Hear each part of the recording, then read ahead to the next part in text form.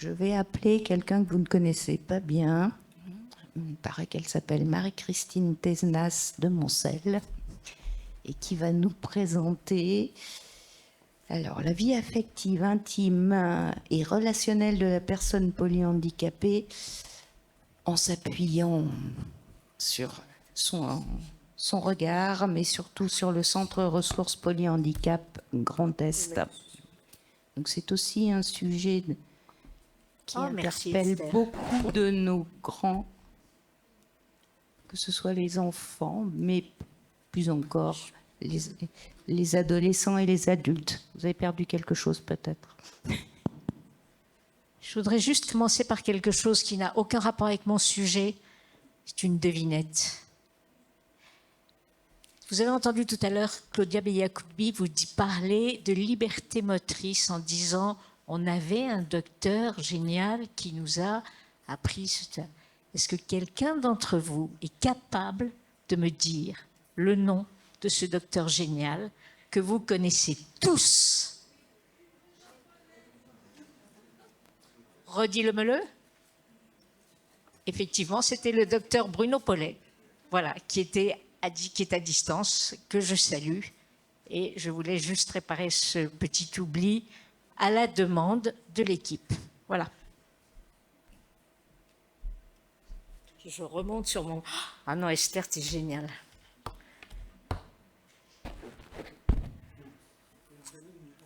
Ah, pardon. Alors, naturellement, je suppose que vous avez déjà tous rempli vos évaluations. Les évaluations, c'est quelque chose de terrible parce qu'on a la naïveté de vous demander de quoi vous voudriez qu'on parle. Et ça commence à faire un petit moment que vous nous répondez. Et alors, quand est-ce qu'on parle de sexualité? Donc, il fallait bien s'y coller un jour. Et donc, me voilà. Et donc, cette réflexion que je partage aujourd'hui s'appuie d'abord sur une réflexion éthique du GPF, sur des travaux que nous avions menés dans l'élaboration et la coordination de ce remarquable document que vous connaissez tous, le kit pédagogique polyhandicap, mais aussi, bien sûr, sur l'excellente expertise collective de l'INSERM, qui date de juin 2024, et que je vous engage vraiment à lire, alors en plusieurs fois, parce que ça fait quand même 883 pages, je vous rassure, avec la biblio et les annexes. Et puis, je voudrais remercier le Centre de ressources polyhandicap Grand Est, qui nous a donné très gentiment l'autorisation d'utiliser des extraits d'un film qui est sur leur site et que je vous engage à aller voir dans la rubrique en ligne. Et ne vous privez pas aussi d'aller voir les autres films qu'ils ont réalisés parce que ce sont des gens qui travaillent très bien. Alors vous savez évidemment que la sexualité des personnes handicapées, l'assistance sexuelle et horrible expression, la vie affective et sexuelle des personnes handicapées est aujourd'hui au cœur de toutes les réflexions. C'est tout à fait... Alors ça fait un petit moment que ça dure et qu'on a mis du temps. On est toujours... Enfin, on n'est jamais très en avance sur un certain nombre de sujets en France. On a commencé à en parler avec la loi de 2002, ça vous le savez, pour affirmer le droit au respect de l'intimité, de la vie privée des personnes, etc. Après, on a évidemment la loi de 2005 et le droit à la compensation du handicap, donc notamment sur ce sujet. Et on a aussi, alors là, très prudemment, le rapport du Comité consultatif national d'éthique en 2012, qui travaille, comme vous savez, toujours dans la dentelle, et qui termine, alors je vous épargne le récit du rapport, il semble difficile d'admettre que l'aide sexuelle relève d'un droit-créance, droit trait d'union créance, assuré comme une obligation de la part de la société et qu'elle dépend d'autres initiatives qu'individuelles. C'est ce qu'on appelle un enthousiasme modéré. Donc, après avoir été un sujet tabou, nié, la sexualité des personnes handicapées est devenue, avec l'émergence des droits et de l'autonomie, une question de société absolument prégnante. En février 2025, c'est-à-dire quand même relativement récemment, la HAS a sorti des recommandations sur ce qu'elle appelle la vie intime, affective et sexuelle, VIAS pour les intimes, et énonce quelques principes forts pour un accompagnement éthique. Alors, ils ne nous intéressent pas tous parce qu'il s'agit du handicap en général, mais il y en a deux qu'on va vraiment retenir. Et le premier, c'est adapter l'accompagnement aux singularités de chaque personne. Vous avez dit spécificité du polyhandicap?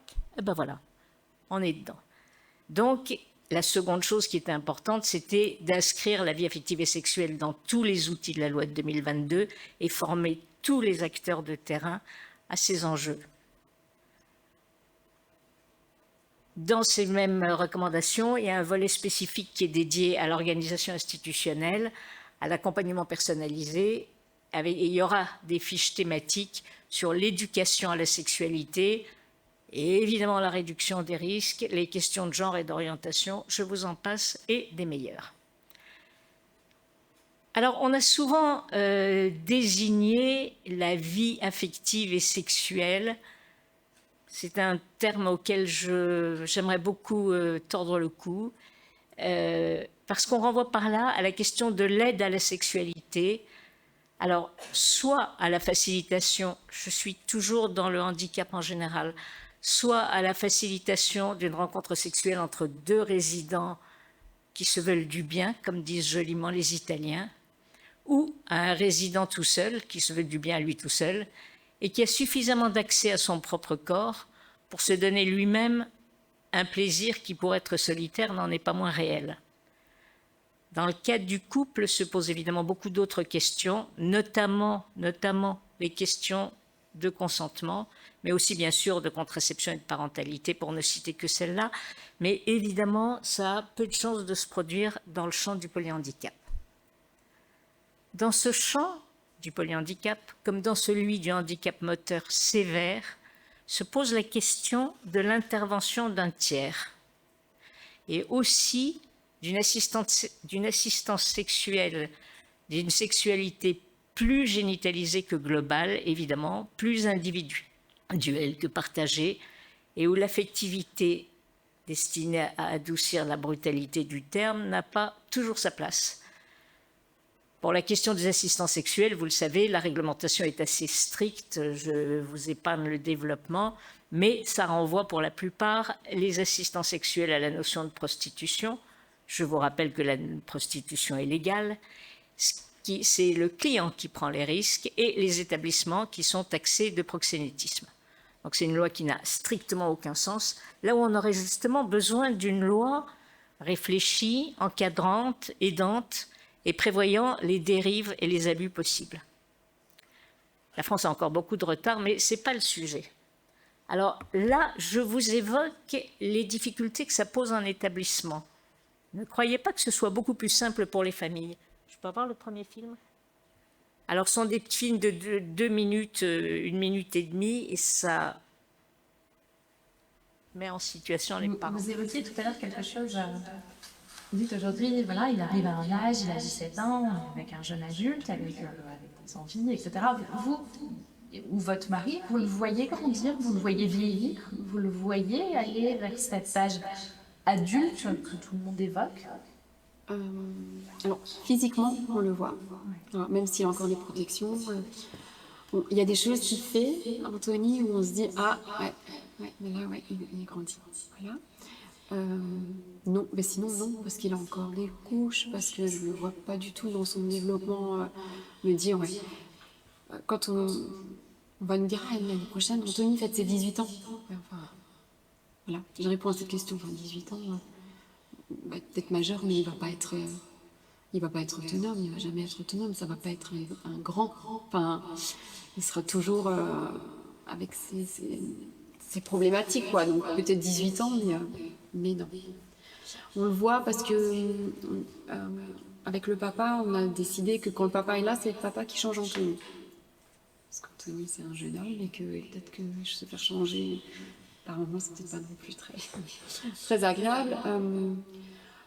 Voilà, faire une petite toilette aussi, c'est pas non plus. Enfin, on laisse papa faire. Papa est très très présent dans ce duo, dans cette unité qu'il y a là. Et on voit des fois quand il se couche et qu'il commence à se déshabiller, à faire un déhanché pour enlever sa protection ou pour se gratter. Et puis toutes les nuits, Anthony enlève sa couche et voilà. Donc là, on se dit ah là, il se passe des choses d'ado, mais comment je fais moi pour comment on réagit, comment on fait pour l'aider, comment on fait pour ce passage-là, alors que finalement, en fait, c'est paradoxal, il y a des choses qui se font, mais ça colle pas avec son développement. En fait, c'est un petit peu bizarre, ouais. Mais on essaie de le comprendre, donc on lui propose des choses, mais c'est pas évident de juste doser, en fait, où il se situe vraiment, parce que dans sa compréhension et dans tout le reste, il y a un décalage, ouais. C'est une recherche constante, on est tout le temps en train de tâtonner, de chercher les besoins et où il se situe et sa compréhension. Et quelle réaction il peut avoir par rapport à ça. En fait, on est tout le temps en train de chercher.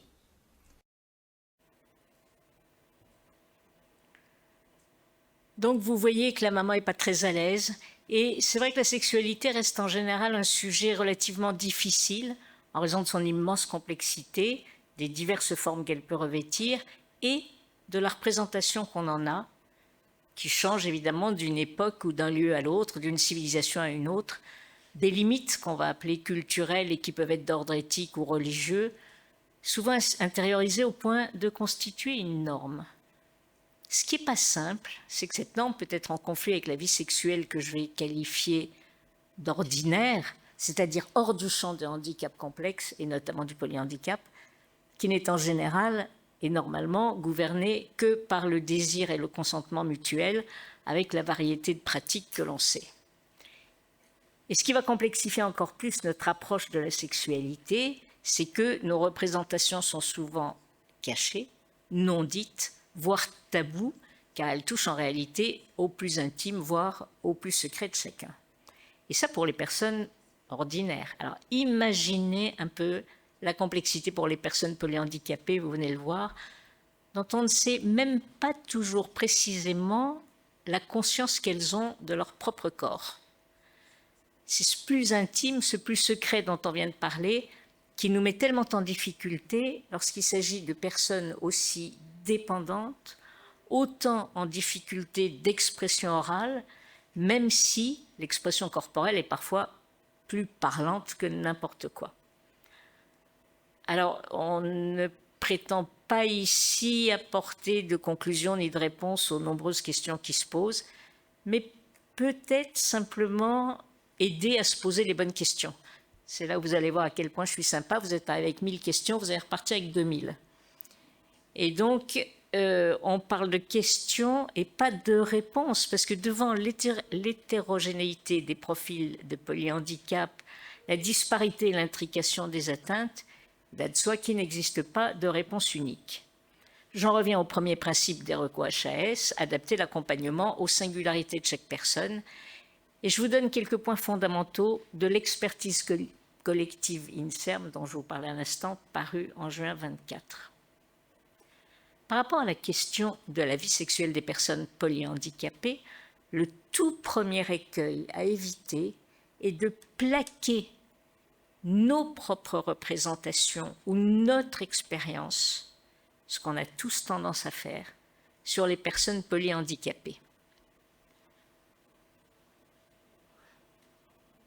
Le terme de vie affective et sexuelle, dont on a vu plus tôt que c'est souvent un tout indispensable dans d'autres champs du handicap, n'est justement pas celui que nous aimerions retenir, parce qu'il s'applique plutôt à une relation duelle entre deux personnes, et l'INSERM le souligne, et vous le savez bien, elle a peu de chances de se réaliser entre deux personnes polyhandicapées.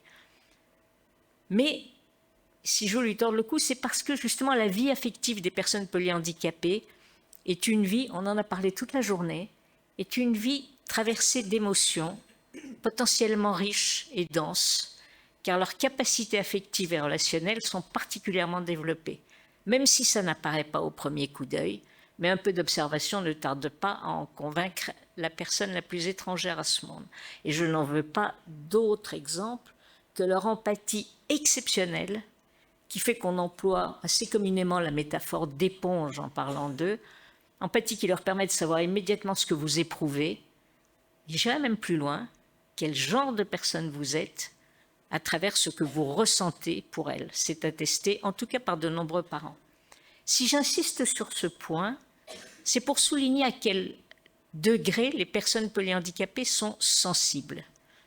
Pour ma part, je retors le cou, une autre expression, je considère qu'elles ne sont pas en situation de polyhandicap, mais personnes polyhandicapées ou personnes avec un polyhandicap, parce qu'elles se sont construites avec le polyhandicap, ce qui est un peu différent. Je vous rappelle que la précocité du dysfonctionnement cérébral est un élément constitutif de toutes les définitions du polyhandicap. Et donc, c'est pour cela qu'il serait à la fois vain, illusoire et même dangereux de projeter nos propres ou nos habituelles représentations en matière de vie sexuelle sur nos enfants ou sur nos amis polyhandicapés, dont l'altérité est réelle avec ses points positifs et ses difficultés. En insistant sur cette sensibilité, sur cette altérité, je voudrais bien que tout le monde se rende compte qu'en matière d'accompagnement, ça doit être une logique amie de Karen, ça, qu'en matière d'accompagnement, quel que soit cet accompagnement, nous avons tout à apprendre d'eux, nous que l'on qualifie beaucoup trop souvent de spécialistes, voire même d'experts. Mais en fait, et je cite une kiné encore, des amis de Laurence, si nous voulons bien, il suffit de les laisser nous prendre par la main pour nous montrer le chemin. Parce que si on y réfléchit bien, l'altérité, ça ne signifie pas une différence radicale, mais une autre façon d'être au monde. Et du coup, si je reviens sur la vie affective, alors vous allez me pardonner une digression que je m'autorise toute seule, mais puisque nous sommes au chapitre de la vie affective, j'en profite pour attirer votre attention sur un point qui me paraît capital, qui est malheureusement en ce moment tout à fait d'actualité, et qui concerne l'importance des liens affectifs chez une personne polyhandicapée. C'est vrai en famille, vous avez eu dans ce colloque exceptionnel 2 Alice, pour vous le confirmer, une hier, une aujourd'hui. Vous en avez eu des exemples magnifiques. C'est vrai aussi en institution, où, dit l'expertise INSERM sur ce propos, la tendresse a sa place sans être débordante, et elle interroge ce que l'on nomme la juste distance professionnelle. Est-ce que vous avez déjà réfléchi au nombre de personnes qu'une personne polyhandicapée croise dans sa semaine? Je ne vais pas renier ici, évidemment, les bienfaits de l'équipe pluridisciplinaire, mais elle est par essence constituée de professionnels différents qui sont là dans un ordre que la personne polyhandicapée ne peut pas appréhender si on ne la prévient pas. Donc je vous en supplie, aidez-la à faire face à tous ces contacts et à toutes ces micro-ruptures.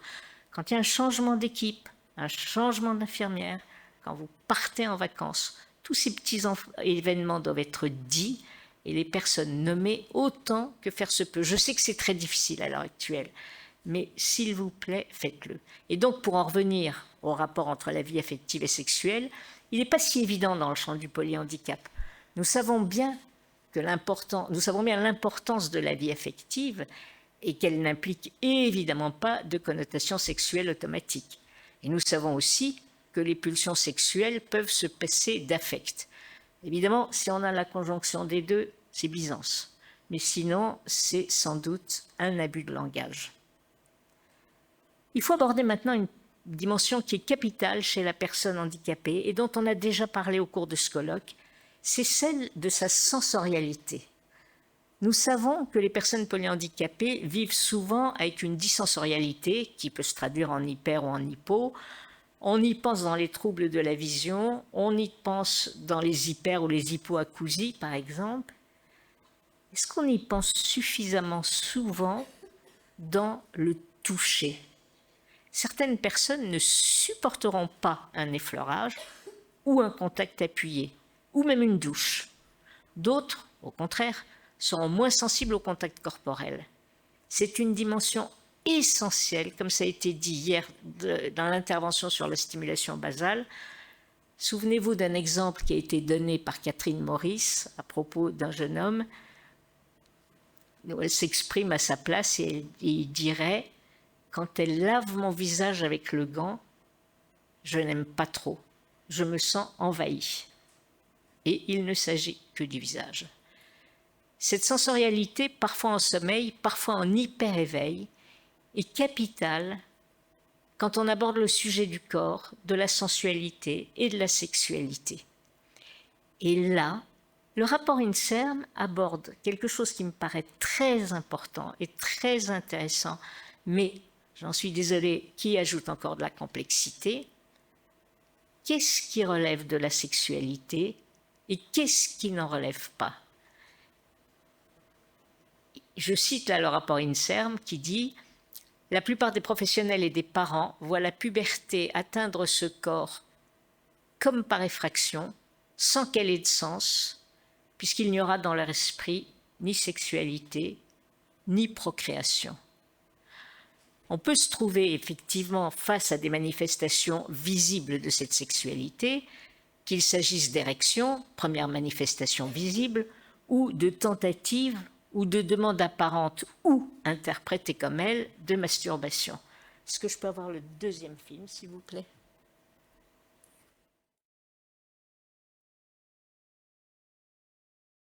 Vous venez d'évoquer les besoins d'adultes. Mmh. Vous y metteriez quoi, par exemple, comme besoin d'adultes? Tous.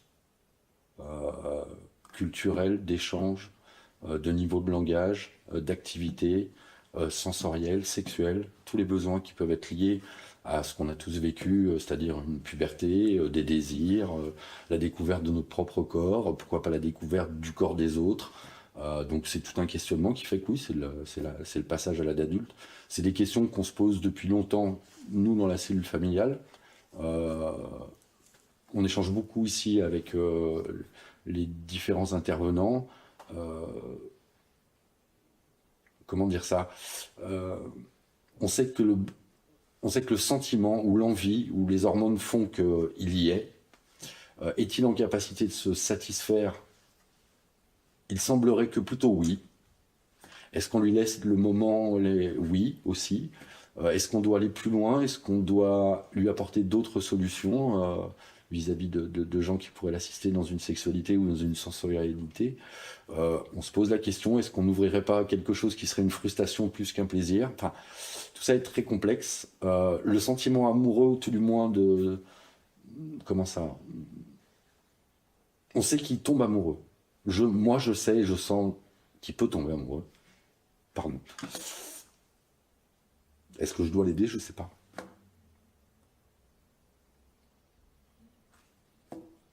Est-ce que c'est plus dur de ne pas savoir ou est-ce que c'est plus dur de savoir et de ne pas pouvoir? Je ne sais pas. Et donc là, d'après l'INSERM toujours, on a deux risques de dérive possibles. Le premier, c'est le déni de sexualité, en considérant par exemple systématiquement que pour les personnes polyhandicapées qui ont accès à leur propre corps, ce qui n'est pas le cas de tout le monde, qui ont accès à leur propre corps, ce qui ressemble à une masturbation n'est qu'une exploration sensorielle.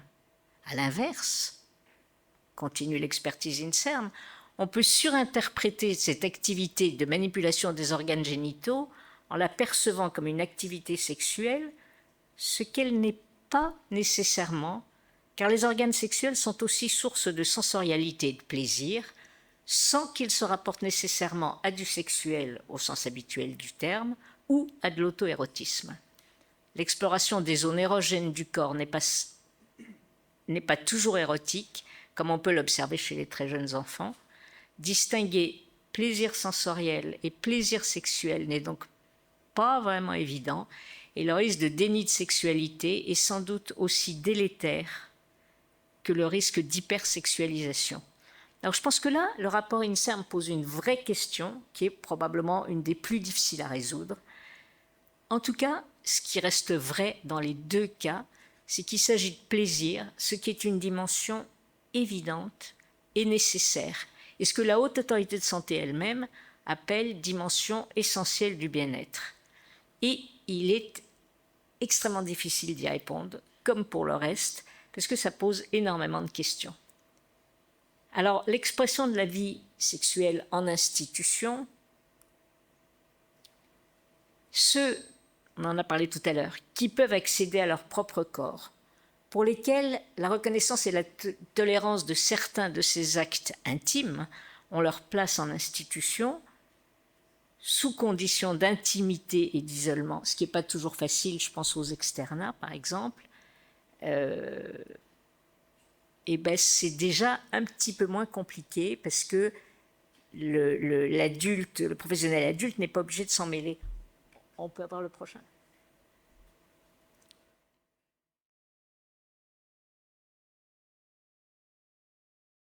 Et éventuellement, moi la question que je me pose, c'est effectivement, vous parliez de sensorialité, mais j'imagine qu'ils ont, enfin, j'ai même pu observer un petit peu, mais ils ont des relations aussi entre eux. Est-ce qu'ici les câlins sont autorisés entre pairs? Est-ce que vous l'avez déjà envisagé? Est-ce qu'ils ont la possibilité de prendre du temps à deux, peut-être dans une pièce à part?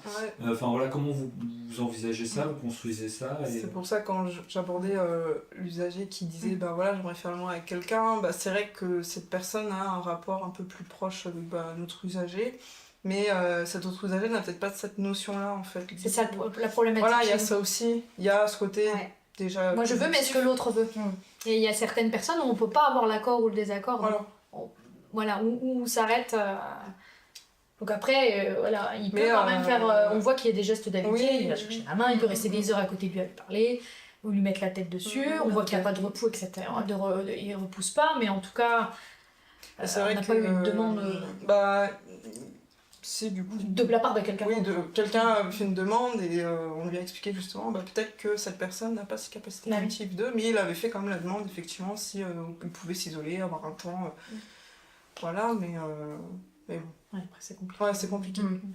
C'est compliqué. Ouais, non, ce que j'entends, c'est que outre le champ du possible de votre établissement et de la possibilité de l'offrir, c'est surtout cette histoire de consentement. Bah oui.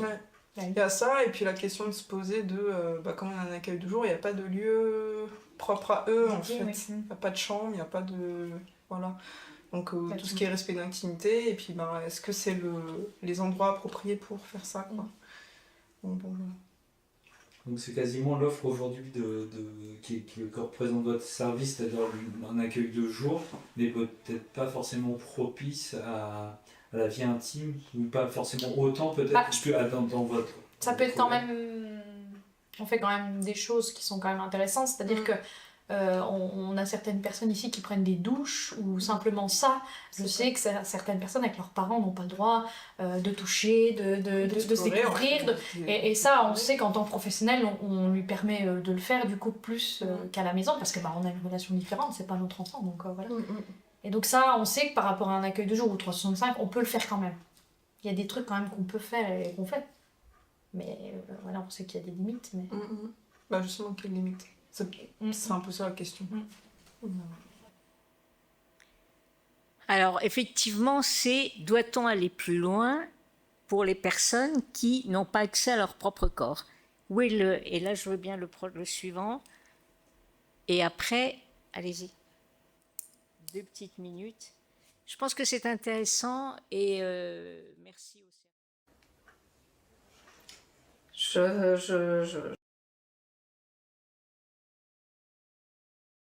Je suis en train de réfléchir. Des limites, nous, de nos connaissances à nous, la limite de la personne en situation de polyhandicap. On ne sait pas trop sa représentation. On sait on voit par rapport à nos observations lors des soins, on voit qu'il y a une demande parce que c'est notre représentation peut-être. Mais qu'est-ce que nous, on apporte en tant qu'aidants? On apporte à leur laisser le moment de détente lors d'un soin. Mais voilà, on se questionne, mais on ne sait pas. Au niveau de l'institution, c'est vrai qu'on en parle, hein. On en a parlé pendant des années, et là on est resté sur sur un blanc, je pense. Je sais pas. Parce qu'on n'en parle plus beaucoup. Hein. Ouais, déjà, Ouais, c'est ouais. vrai. C'est complexe. Puis quand on est face à un public dyscommunicant, ça rajoute de la des difficultés. complexité. Et c'est là tout le jeu de l'autre métier, c'est que du coup on va passer par des hypothèses, par des peut-être que, par des essais, par aussi de la communication. C'est là que l'équipe rentre en jeu avec nos différents métiers. Et comme disait Clara, les espaces ressources qui nous sont une grande aide. On a aussi le CRPGE du coup. Et, et c'est vrai que en fait, je pense que la communication aide beaucoup en se posant des questions. Et surtout, je pense que la chose la plus importante dans notre métier, tu m'arrêtes si je me trompe, c'est la remise en question. Parce que plus on se remettra en question, plus on essaiera de chercher des solutions. Et on se questionne énormément sur ce sujet. Ouais. Alors effectivement, on se questionne énormément sur ce sujet et on touche là à la très délicate question de l'accompagnement sexuel, de sa pertinence, de la nature de cet accompagnement et des personnes habilitées à le réaliser. C'est une question extrêmement difficile parce qu'elle se double de la question du consentement, si difficile à recueillir, je ne vous apprends rien, et sans lequel nous risquons l'erreur. C'est un moment infiniment subtil. De quel consentement s'agit-il? Parce que là, quand même, l'erreur, c'est quelque chose qui pourrait s'apparenter à un viol, qui pourrait s'apparenter, en clair, à une activité sexuelle, même sans aller jusqu'à un rapport sexuel, mais une activité sexuelle non consentie et qui peut être doutable s'il devient mécanique, purement génitalisé, sans même savoir si la personne qui en est l'objet a des goûts plutôt hétéros ou plutôt homosexuels. Donc il faut être extraordinairement prudent en ce qui concerne la notion de consentement et la remettre à chaque moment toujours en question. Parce que les premières fois, on a affaire à des personnes qui ne savent pas vraiment à quoi elles consentent. C'est une question qui se pose en institution, qui se pose en famille, et on sait pertinemment que certaines familles passent à l'acte, transgressant ainsi le tabou de l'inceste, tabou qui, je vous le rappelle, s'étend aussi aux professionnels. Ce passage à l'acte peut être malaisant pour tout le monde, et les auteurs cités dans le rapport préconisent, quand le besoin de sexualité est explicite, reconnu, et avec un consentement reconnu, le recours à l'intervention d'un professionnel extérieur à la structure qui rétablisse le moment de la sexualité dans une dimension de contact et de partage. Parce qu'il ne faut pas négliger non plus le risque, dans certains cas, d'une relation réussie, d'une création d'un attachement particulier et d'une demande incessante à la personne identifiée comme, entre guillemets, le donneur de plaisir, à défaut d'être un partenaire au sens habituel du terme. On peut voir le dernier film? Et là, effectivement, vous allez avoir un témoignage qui est assez fort et inattendu. Alors, vous pouvez vous accepter de nous en parler, de nous raconter? Mais bien sûr. Alors, c'était... c'est vrai qu'en fait, il est arrivé à la maison, avec mon mari, parce que j'étais encore pas divorcée. Donc avec mon mari, on avait des relations de couple. Et je voyais que mon frère, il faisait la tête, il nous regardait, tous les deux. Puis il regardait en bas, donc en bas, je comprenais. Hein. Je dis, qu'est-ce qu'il y a? Et puis c'est vrai que quand il était petit, quand on le lavait ou quoi que ce soit, il y avait toujours des érections. Et donc ma maman, comme Eric était en demande, ma maman le faisait, elle-même. Donc quand mon frère est venu à la maison, j'ai continué parce qu'il faisait la demande. Voilà. Puis au bout d'un moment, il me faisait comprendre qu'en plus, en venant ici, il avait dû faire allusion aussi. Donc il me faisait comprendre qu'il voulait les connaître, voir. Je lui ai dit, écoute, je vais essayer de me renseigner, mais alors en France, quelle galère. Ouh, ça c'est pareil, hein, c'est catastrophique. Hein. Donc avec Épinal, on a cherché où on pouvait le faire. Et du coup, en Suisse, ils le font, parce que c'est autorisé. Donc je suis passée par un organisme en Suisse, et puis on a fait des démarches, et on y a été. J'ai été là-bas ensuite. Mais c'est très compliqué, puis moi aller en Suisse et tout, c'est galère, quoi. Enfin, il l'a lu une fois, et ça lui a plu, il était content, justement. Ça lui a un peu trop plu, donc il voulait recommencer. Et moi, je lui ai dit, bah, t'es bien gentil, mais écoute, c'est trop de la galère, quoi. Je vais essayer de trouver, donc, un autre truc. Et là, je suis passée par une association, bon, c'est pareil. Enfant, c'est pas marqué, c'est pas dit que c'est association pour ça, hein, on est d'accord. C'est pour autre chose. Donc, je les ai contactés. Il faut être abonné, hein, donc vous donnez 10 €, je crois, par an. Et après, vous vous envoyez un mail et ils vous envoient quelqu'un à la maison. Et je suis passée par cet organisme. Et on lui a refait, je l'ai refait 2 fois. Donc voilà. En plus, il se déplaçait à la maison. Ouh, quel bonheur pour moi. C'est surtout ça, quoi. Non, parce que c'est... Et en plus, on est tombé à chaque fois sur des personnes très bien. Parce qu'au départ, c'est simplement pour un contact. D'accord, c'est pas pour plus. Et c'est vrai que sans arrêt qu'on est tombé sur... Je suis tombée sur 2 personnes. Elles ont fait découvrir vraiment tout. Donc elle était aux anges. Et moi aussi. Donc voilà. Alors effectivement, ce qu'il faut quand même bien se dire, que je vous ai parlé tout à l'heure de la confusion dont l'INSERM faisait état entre sexualité et sensorialité.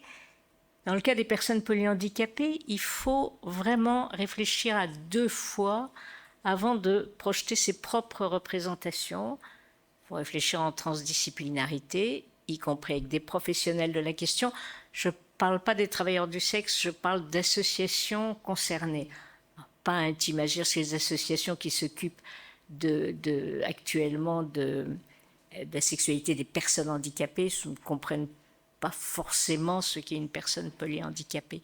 Mais il faut savoir aussi que la relation qui peut avoir lieu peut se borner, alors après vous avez évidemment un spectre absolument immense, mais elle peut se borner à l'effleurage d'un foulard sur une joue et ne pas aller plus loin. Et la personne n'en demandera pas plus, parce que la sexualité est un droit, mais c'est quand même pas une obligation. Donc l'idée est effectivement de se conformer autant qu'on le peut, et encore une fois sans projeter des représentations trop habituelles, au désir et à l'envie de la personne. Et là, vous avez effectivement des associations qui sont extrêmement intéressantes parce qu'elles sont capables de faire... Alors, il n'y a pas d'association pour l'instant spécialisée polyhandicap, mais quand même, il y a une association dont je vais vous reparler dans 2 minutes. C'est pas parce qu'elles ne sont pas habituées, spécialistes du polyhandicap, qu'elles ne sont pas capables d'avoir des analyses pertinentes, fines et adaptées, et donc des propositions raisonnées, progressives, qu'on peut arrêter à tout instant, en atteignant un stade qu'on peut ne pas dépasser et qui ne touche pas à la sexualité génitale, pour appeler les choses par leur nom, mais qui effectivement touche à une sensorialité assez poussée. Alors, il y avait une association suisse, il y a toujours une association suisse qui s'appelle Chose, dont le relais a été pris par une association française portée par un collectif APF, AFM et d'autres associations pour favoriser effectivement la vie intime, affective et sexuelle. Ça s'appelle comme ça, donc je ne vais pas changer le nom. Mais il faut savoir que cette association recrute ses assistants sexuels d'une manière incroyablement encadrée. C'est-à-dire que ce sont des gens qui doivent avoir un boulot, qui interviennent, qui sont payés, je crois, je ne sais plus, mais qui doivent avoir un boulot, ne pas dépendre de ce genre de choses, qui doivent être mariés, qui doivent ne pas avoir de casier judiciaire, enfin qui doivent répondre à tout un tas d'items. Je veux dire, même pour entrer chez les flics, on ne vous demande pas ça. Et donc, c'est vraiment... c'est une formation extrêmement rigoureuse qui dure plusieurs semaines. Et justement, le contact avec ces personnes qui commencent, évidemment, comme ce qu'on a dit depuis hier matin, qui commence par une rencontre, la fameuse rencontre, peut se borner à ce qui nous paraît peu de choses. Et donc, c'est quelque chose qui est extrêmement intéressant. Donc, cette association, je ne veux pas faire de pub pour une association qui s'appelle Chose, mais vous le trouvez évidemment sur Internet. Et quoi qu'il en soit, de l'assistance ou non-assistance, ou réponse ou non-réponse sexuelle, il y a quelque chose qui est indispensable, c'est une éducation sexuelle chez toutes les personnes concernées. Imaginez les changements liés à la puberté, les manifestations corporelles qui peuvent être surprenantes, qui peuvent être douloureuses, l'apparition des caractères sexuels. Dans la vie ordinaire, tous les jeunes savent très vite à quoi s'en tenir, soit parce qu'on leur a dit quand ils étaient enfants, soit parce qu'ils ont eu les parents, mais sinon, il y a les copains, l'école, Internet, etc. Pas chez les personnes polyhandicapées. Ça fait une sacrée différence. Et donc, il est indispensable, et ça doit être écrit, c'est légal dans le projet d'établissement, d'assurer une éducation sexuelle pour toutes les personnes handicapées, y compris polyhandicapées. Et il existe un site qui est relativement aidant et qui vend un certain nombre d'objets qui s'appelle, répond à ce très joli nom de Sous les draps, souslesdraps.org, des gens qui n'ont même pas de couette. Et donc, que je vous invite à consulter si vous faites, parce qu'il est très bien fait, merci Emmanuel, parce qu'il est très bien fait, voilà. Donc voilà, c'est un survol, alors beaucoup trop rapide de ce que peut être ou ne pas être la sexualité et la réponse éventuellement apportée par une tierce personne chez les personnes en polyhandicapées, je dis n'importe quoi là. Je vous rappelle que c'est un droit et pas une obligation. Et pour finir, je vais quand même vous citer une psychosexologue qui s'appelle Amélie Lucet, dans le kit pédagogique que nous avons réalisé, parce que quand même l'INSERM c'est bien, mais le GPF.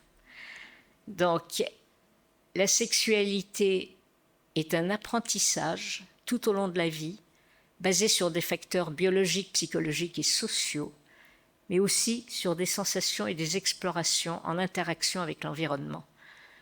La sexualité est un sujet personnel et intime où la normalité n'existe pas et qui renvoie à nos valeurs.